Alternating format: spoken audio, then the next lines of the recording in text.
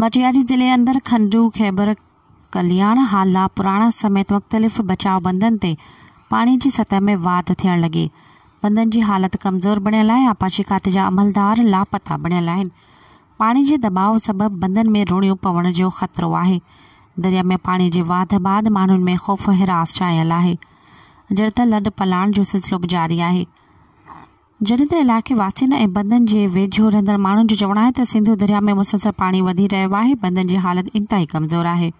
वधीक मिक़दार में पानी अचण करे बंद टुटण जो ख़तरो आहे।